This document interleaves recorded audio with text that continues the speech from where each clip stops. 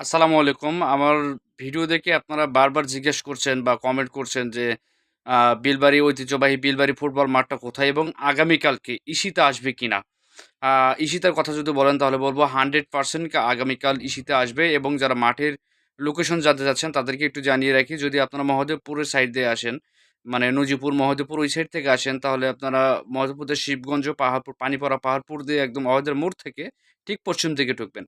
অথবা এই দিকের জলছত্র, বলাবাজার, হাপানিয়া, চকগুড়ি বা এইদিকে থেকে যদি আসেন তাহলে আপনারা একদম বলাবাজার জারাঘাটি হয়ে পঞ্চমীতলা মোড়ে আসবেন। পঞ্চমীতলা মোড়ে এসে ঠিক উত্তর দিকে ঢুকবেন। সামান্য উত্তর দিকে ঢুকলে আপনারা অজয় মোড় পাবেন।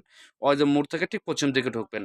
এবং যদি আপনারা কেউ ওই সাইড থেকে আসেন ফেরিঘাট, দোলাবাড়ি বা পাজরভাঙ্গা, প্রসাদপুর এই সাইড থেকে যদি কেউ আসেন তাহলে সুতিয়াট বাজারে এসে সুতিয়াট বাজারে যে টাওয়ার আছে, ২ টা টাওয়ার আছে।